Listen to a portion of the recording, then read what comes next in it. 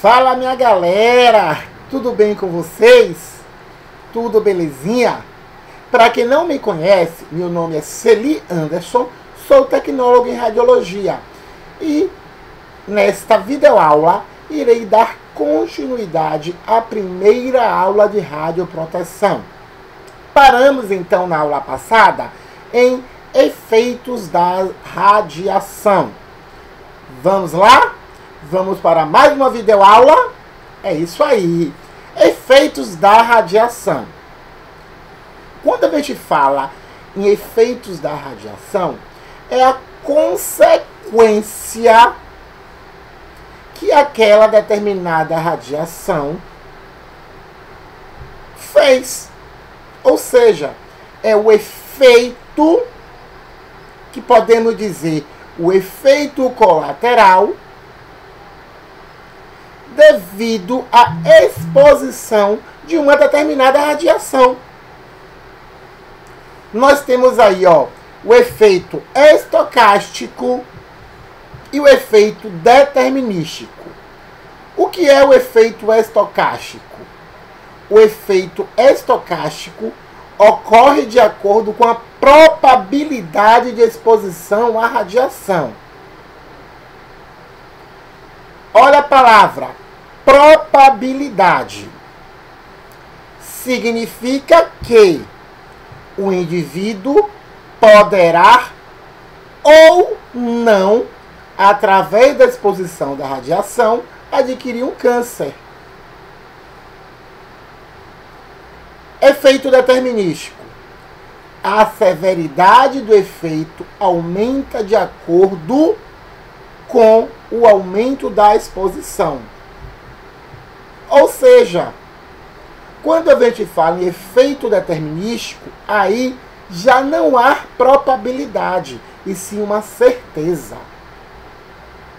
Quando se tem um efeito determinístico, o indivíduo ele terá sim um câncer. Explica de outra forma aí, professor. Olha lá. O efeito estocástico, ele poderá causar uma alteração, uma transformação celular. Poderá. O efeito determinístico, não. O efeito determinístico, ele vai causar uma alteração, tá? Ele vai causar uma alteração aleatória lá no DNA. O estocástico, o indivíduo, através de uma dosagens de radiação, tá? O estocástico, o indivíduo, através de doses de radiação, de diversas doses de radiação, poderá ou não ter um determinado câncer.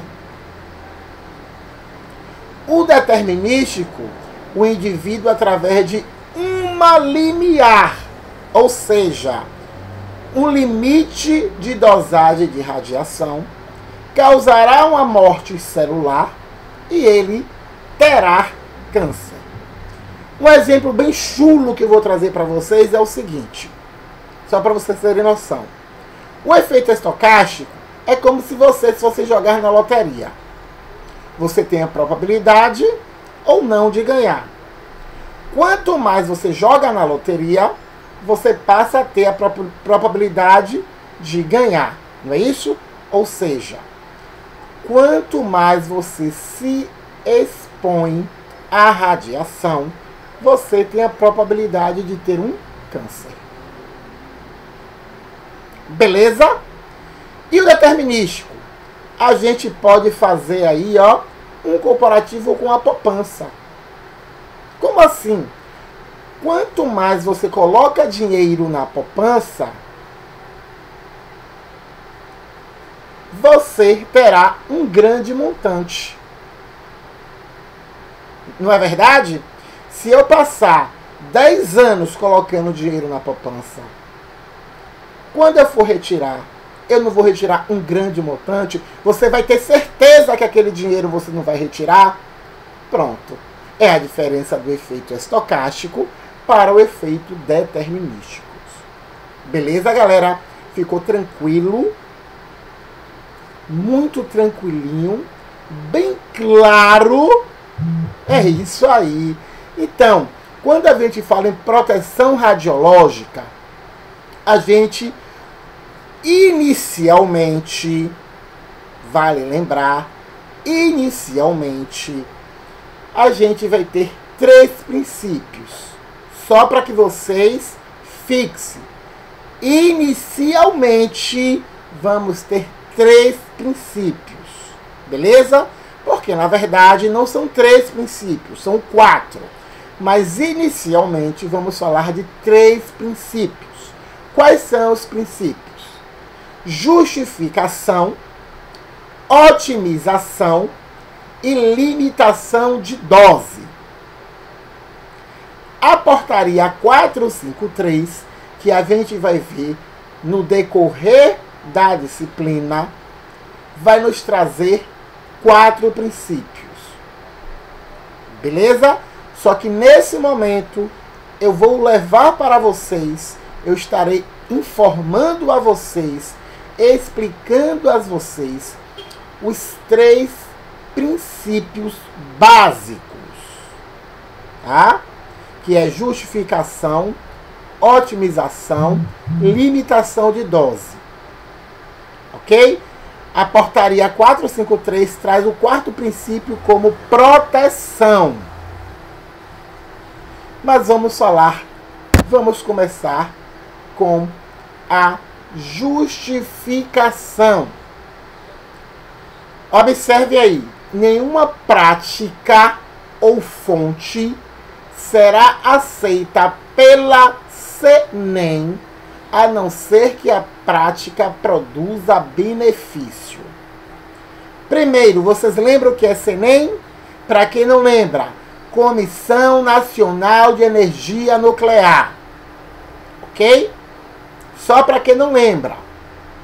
Comissão Nacional de Energia Nuclear. Então, o princípio de justificação está falando ali que nenhuma prática ela pode ser aceita, ou seja, não é para se realizar nenhuma prática no qual não se produza um benefício. Como assim? Me explique detalhadamente isso aí, professor. Agora, quando a gente fala em justificação, existe o seguinte: qualquer tipo de manipulação, qualquer tipo de uso com a radiação ionizante tem que ser justificável. Precisa ser justificável. Como é que eu vou justificar? Fácil, galera. Muito fácil. Como é que você vai justificar para se fazer um exame? Através de quê? Da requisição médica. Da requisição médica. Ou seja, eu, como tecnólogo em radiologia, eu só poderei fazer um exame radiográfico no meu paciente se ele justificar para mim, tecnólogo em radiologia, qual o benefício que eu vou utilizar a radiação em relação a ele. Qual é essa justificativa? A requisição médica. Vai estar lá, ó. Radiografia da mão. Pronto. Tá lá o nome do médico com o seu CREMEB. Peguei, pronto, tá justificado o porquê eu vou utilizar essa prática radioativa, né? Essa prática onde eu vou utilizar a radiação ionizante. Então, galera, só um avisinho para vocês. Quando vocês estiverem lá na área e que chegar qualquer pessoa para realizar um exame radiográfico e não tiver requisição médica, não façam.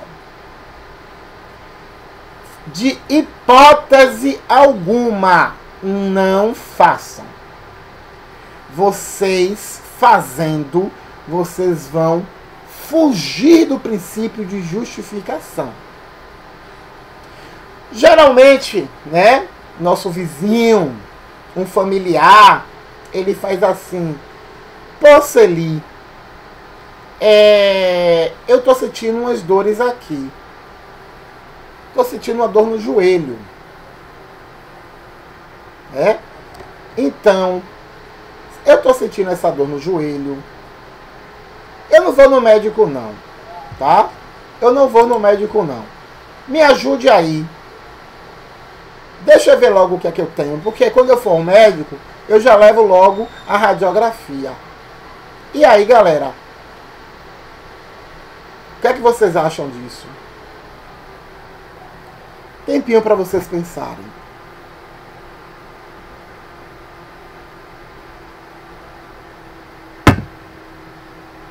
Não faz. Vocês, como profissional das técnicas radiológicas, não têm habilitação nenhuma para diagnosticar, para laudar, para requerir.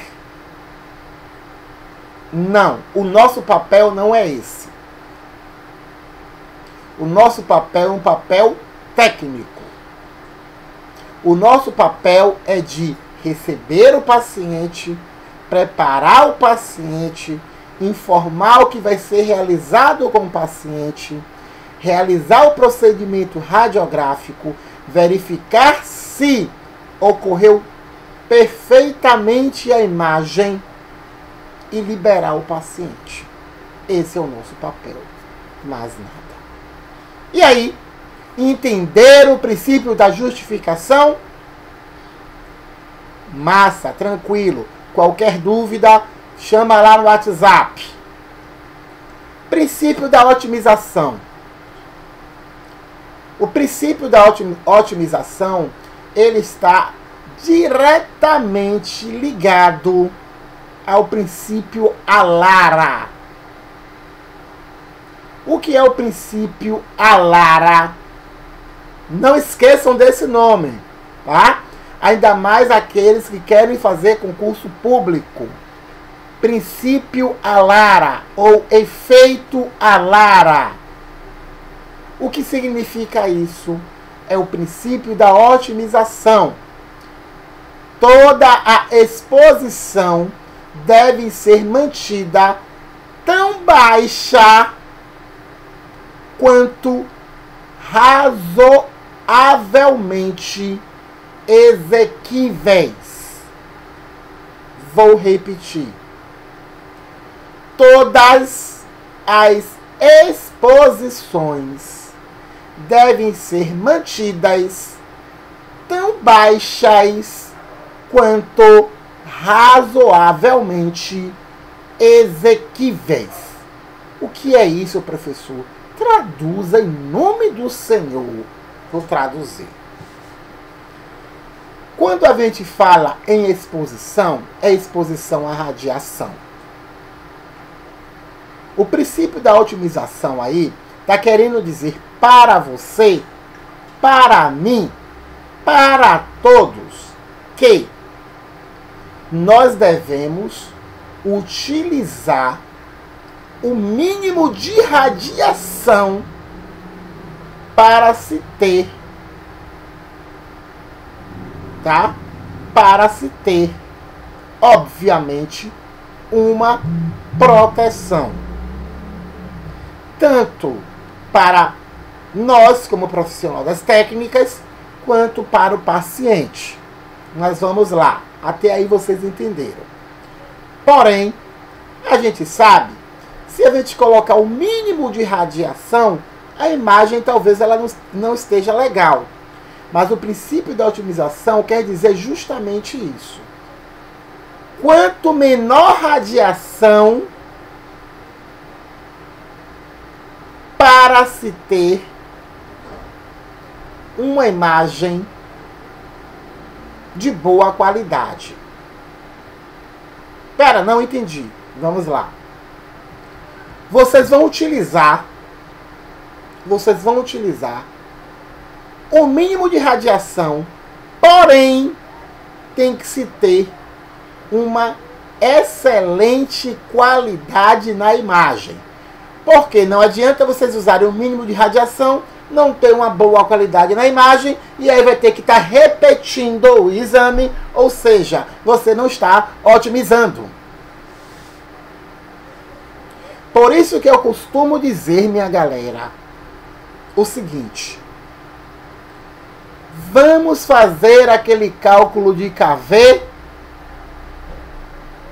Aquele cálculo de KV, ele é o ideal para a gente saber qual a radiação exequível para determinado indivíduo. Muito embora hoje, né, nós não realizamos esse cálculo, porque nós temos uma tabelinha devido o equipamento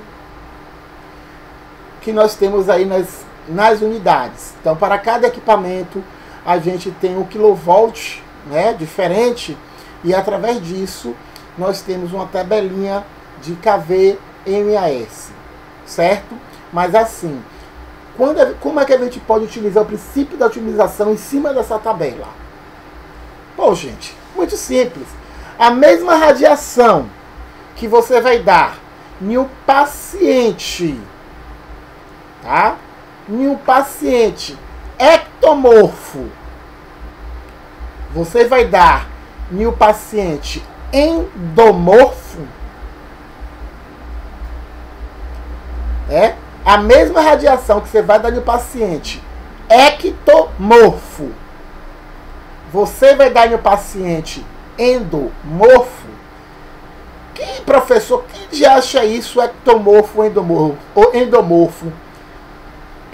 Traduzindo em miúdos, lembrem, vocês são da área de saúde, você já tem que começar a usar os termos, tá? Os termos científicos. Beleza? Mas vamos lá. Ao grosso modo falar, a mesma radiação que vocês vão dar no paciente magro, vocês vão dar no paciente gordo, ou seja, ectomorfo, endomorfo.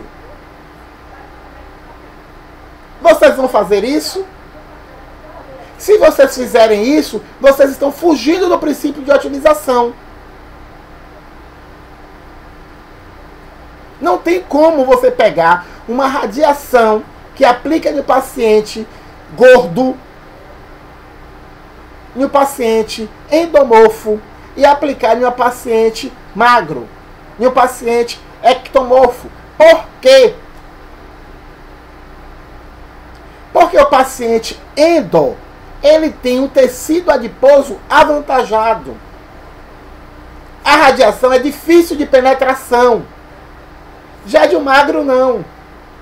Nesse caso, vocês estão fugindo do princípio de otimização. Tranquilo? Deu para entender? É isso aí. E a gente tem aí, ó, a limitação de dose individual. É outro princípio.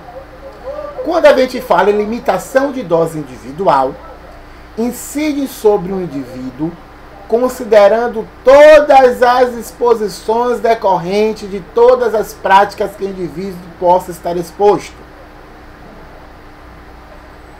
não se aplicando somente às exposições médicas. Ou seja, galera, limitação de dose individual vai considerar todas as exposições decorrentes de todas as práticas. Tá? Ou seja, mais uma vez, você tem aí diversas radiações. Não é isso? Essas diversas radiações é considerável como exposição decorrente. Quando eu falo em limitação de dose individual, eu me refiro ao profissional. E quando fala não se aplica a exposição médica, é o seguinte, vamos lá. Eu tenho um profissional X, onde ele trabalha em 4 lugares. Não é correto, tá? A portaria 453, ela não aprova isso. Mas vamos lá. Ele trabalha em 4 lugares. Se ele trabalha em 4 lugares, ele está exposto à radiação das 4 unidades de saúde que ele trabalha. Não é verdade? Então, as 4 unidades de saúde,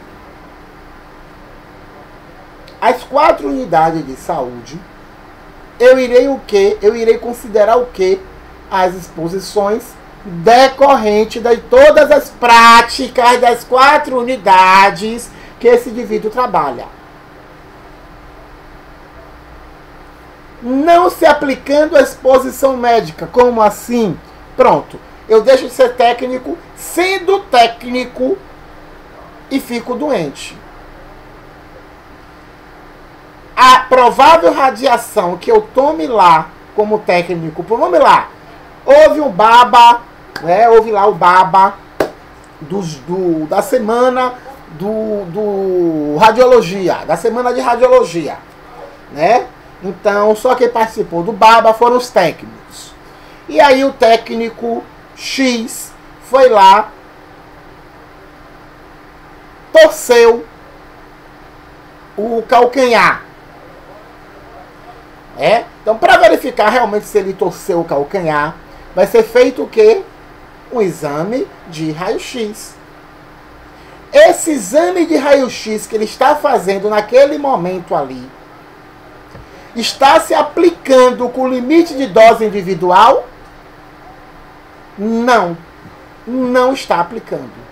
Não está se aplicando. Porque ele está ali como paciente e não como técnico. Vale lembrar também que você, como técnico, você utiliza-se o dosímetro. Esse dosímetro que vai contar o limite de dose individual. Você, técnico, como paciente, para realizar o exame, você não vai realizar o dosímetro. Por isso que não se aplica a exposição médica. Galera, ficou tranquilo os princípios da radioproteção? Espero que sim. E aí, vamos para os efeitos, né? As etapas da produção dos efeitos biológicos. Beleza? A gente tem a fase química. A fase química, tá? A fase química ocorre a deposição de energia pela radiação na forma de ionização ou excitação de alguns átomos e moléculas no sistema biológico. Vamos lá. Quando a gente fala de ionização, vamos para a aula passada, né? Quando a gente fala de ionização, nós estamos falando de quê? Radiação ionizante. Aquela que arranca o elétron do átomo. Quando a gente fala de excitação, a gente está falando de quê? Radiação não ionizante. Aquela que não consegue arrancar o elétron do átomo, mas consegue fazer com que ele fique excitado.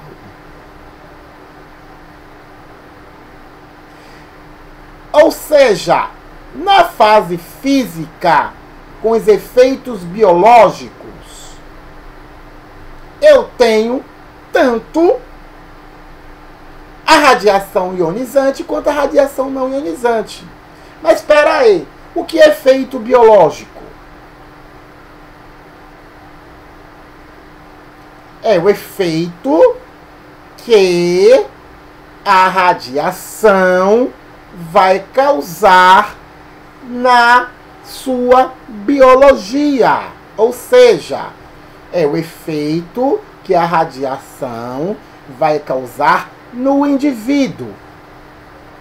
E quando a gente fala da fase física desse efeito, o que pode ocorrer, a fase física desse efeito, é justamente uma deposição de energia de radiação de forma ionizante ou por excitação em alguns átomos e moléculas do sistema biológico. E isso passa a gerar de 10 a 13 segundos. Vamos lá, professor.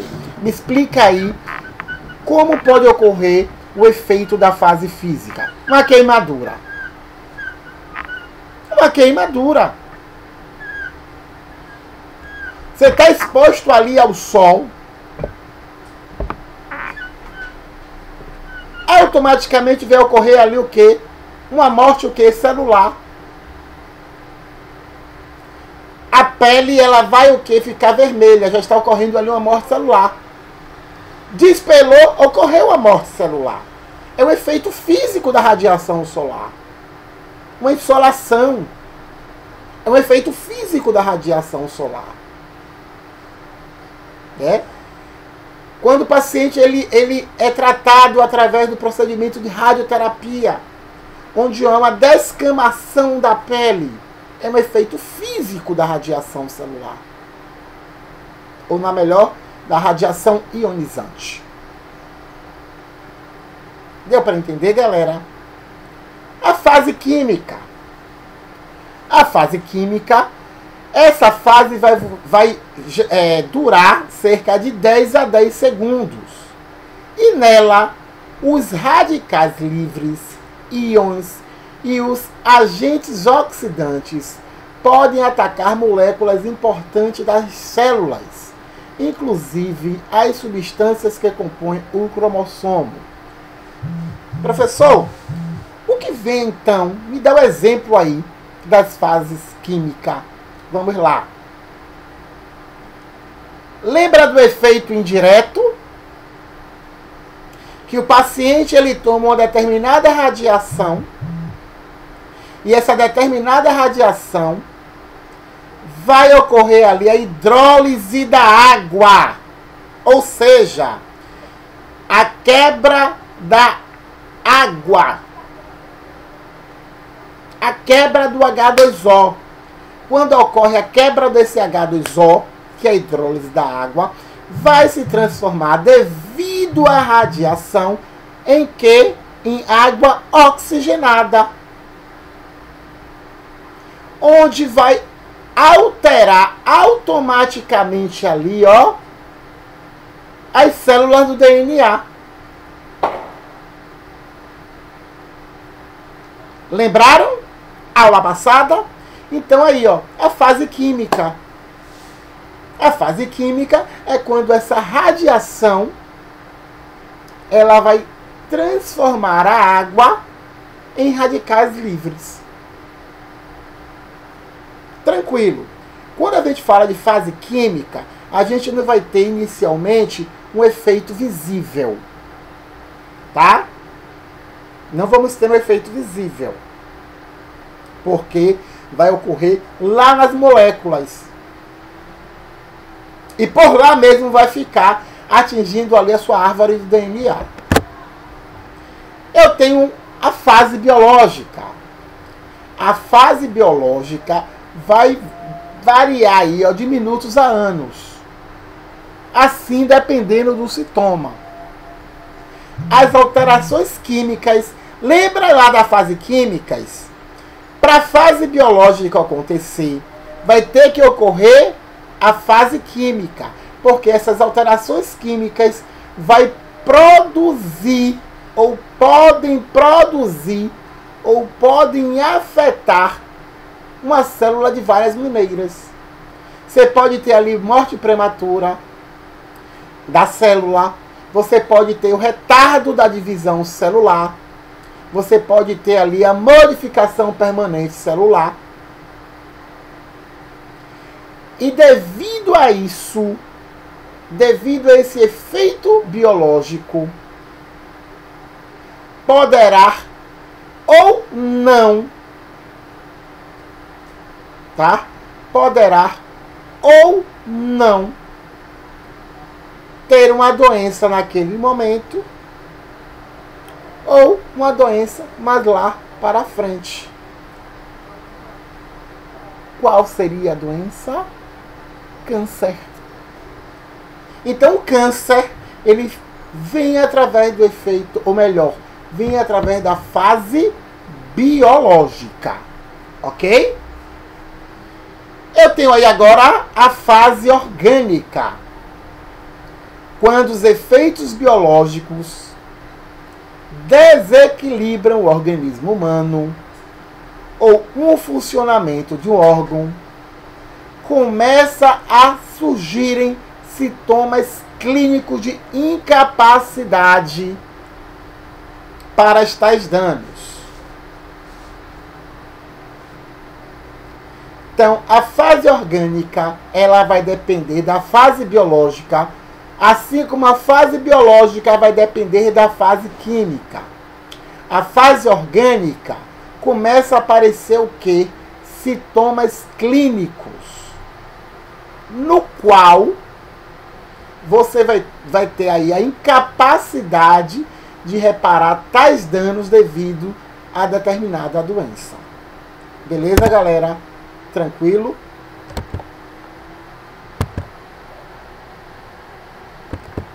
Deixa eu só ver aqui. Pronto. Não, tá voltando. Já demos isso aqui.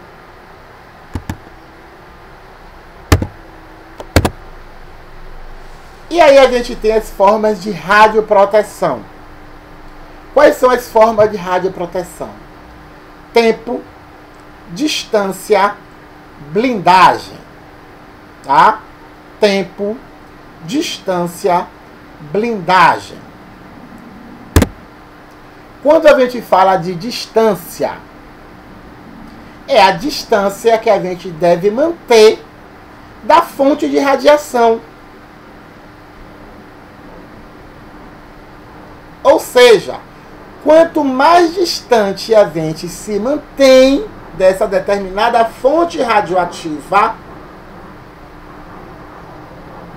aquela radiação, né, o tempo de exposição da radiação, ela vai caindo 1/4 do valor inicial. Muito fácil, galera. Peguei o paciente, posicionei ele na mesa. No momento que eu vou ali apertar o botão para a radiação e fazer a radiação sair, para que seja realizado o exame, vamos nos manter bastante distante. Por quê? Porque quanto mais você está distante, a probabilidade daquela determinada radiação chegar em você, profissional, ela é pequena. Quase nenhuma. Ou seja, nula. Blindagem. Para radiações corpusculares, ou seja, aquelas radiações que possuem massa, principalmente as radiações ionizantes, sabemos que existe um alcance máximo para cada tipo de radiação. O certo, então, é nós tomarmos cuidados e procurar uma barreira além da distância, para nos escondermos enquanto aquela radiação ela esteja sendo exposta. Observação. Para a radiação alfa e X, não existe um valor de alcance mínimo, pois são absorvidas gradativamente em cada tipo de meio. Podemos sim definir um valor de meia espessura, que é a espessura de um dado material que bloqueia metade de uma dada radiação eletromagnética. O que eu quero dizer aí é que tanto a radiação alfa e a radiação X não existe um valor de alcance específico. Por quê? Porque essa radiação ela depende da interação do meio.